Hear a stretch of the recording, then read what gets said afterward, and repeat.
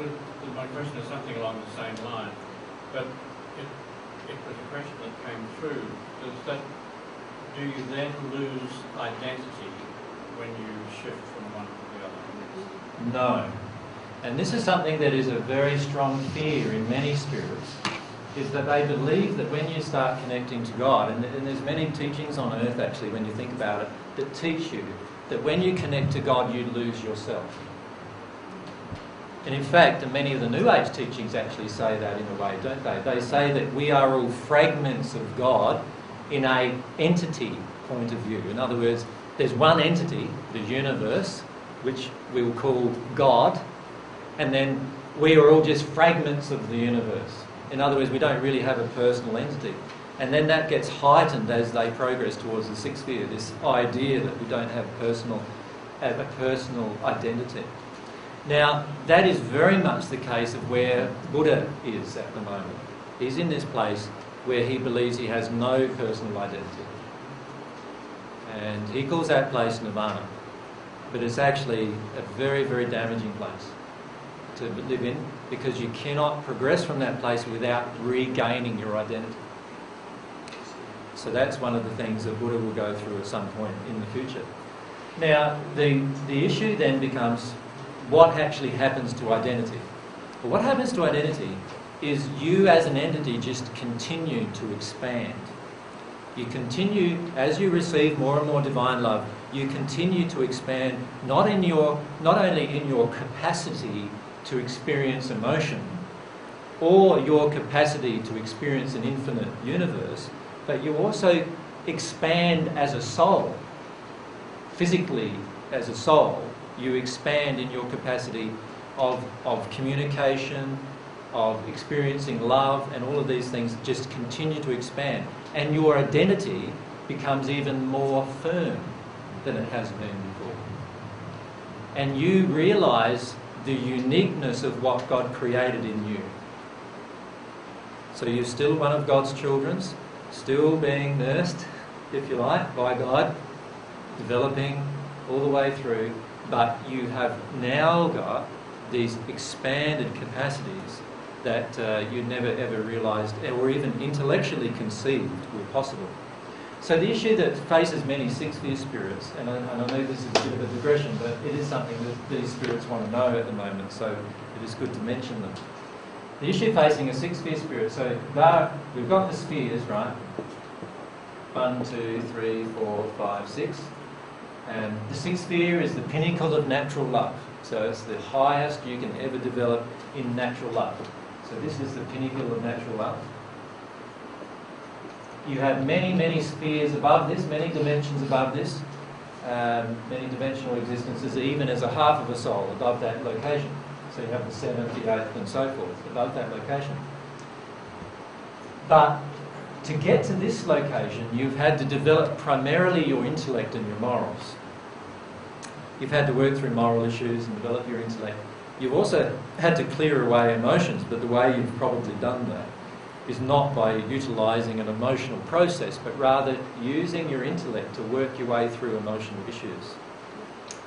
So what happens is you can progress in that way, and it's quite a slow progression. Some have done it in 50 to 100 years in the spirit world, progress from the first sphere to the sixth sphere in natural love.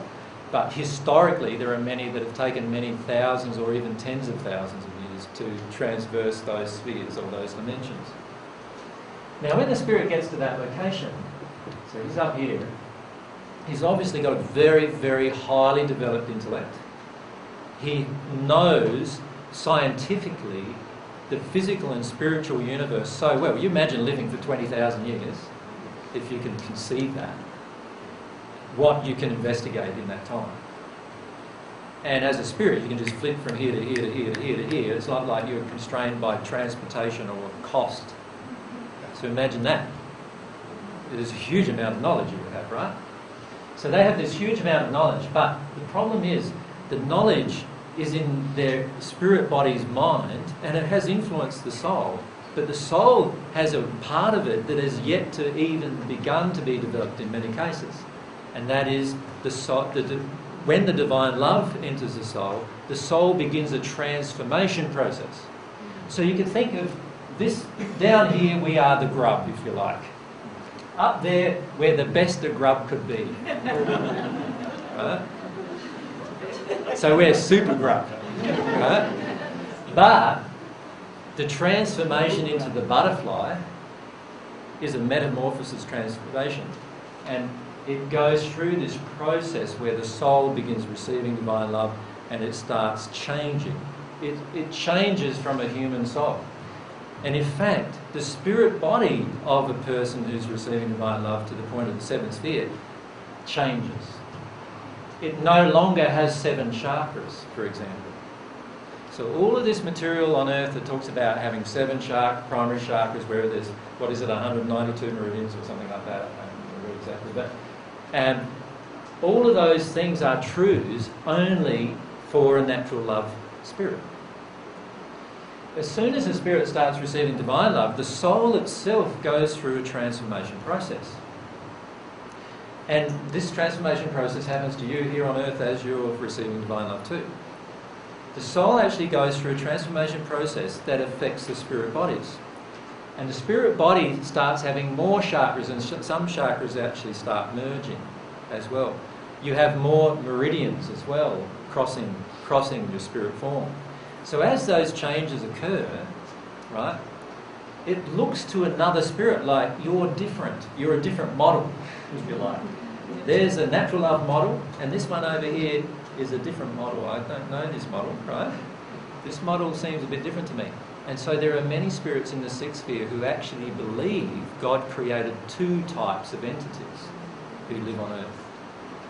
One type of entity that can only go to the sixth sphere, and another type of entity that can transcend the sixth sphere into the higher spheres. Now that is not true. And if you think about it from a point of view of love, it makes sense that it's not true, doesn't it? Why would God have 2 people here on earth side by side who he created differently? Is that partial or impartial? If it's partial, then is it harmony with love? Obviously not, right? But many of these spirits don't conceive that because they're just looking at the results. They're looking at that person has that spirit form, 7 chakras, all working really well, great. That person there, they're pretty different. They have different chakras and everything. Not all of them are working great either. Because there might be emotional injuries still in the person who's received divine love, right? So they see them a bit differently. And so that spirit often then has its intellect to work its way through these issues. Now, can you see that if you just use your intellect, you're going to be bound by quite a few constraints? You're not going to be able to, you're going to come up with explanations for yourself that explain to yourself why there's these different forms, aren't you? And some of those explanations might sound totally logical, and you experiment them using your scientific methods, which are all to do with your mind, and they'll sound totally logical to you. And this is the reason why much of the information coming to Earth, coming from the sixth sphere, is still out of harmony with divine truth, because it's still not true. It's still just experimental. So this sixth sphere spirit's in this experimental phase still. He's searching for this feeling. He can feel this feeling inside of him. I've left something on inside the house. Right? Like something's going on, and I don't know what it is. That's the feeling he's got right inside of him. But he doesn't know how to investigate it in many cases. And the only way to investigate it is for this soul part of him to switch in, the emotional part of him to switch in and become dominant. That's the only way to investigate it. But he doesn't know that. He only thinks it's the intellectual way. And so can you see he may stay in that state for many years, maybe even hundreds of years, before he eventually gets to the point where he decides he's going to experiment with this emotional thing and experiment with this soul thing. And when he does that, the first thing he's told generally is to go back to the third sphere. Now can you imagine that for a moment? You're in a dimensional space that has, you feel like you've got unlimited control of your external universe. And you're now being told to go to a space 1, 2, 3 levels lower than you, because you missed out on some truth that you didn't receive at that point. Now, what quality are you going to need? Humility. You're going to need to feel one emotion, that perhaps you didn't know everything. Because there are many spirits in this state who feel they know so much more than what you know here on earth.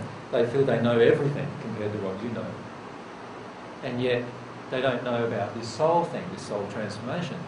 And so many of them refuse to even make the investigation.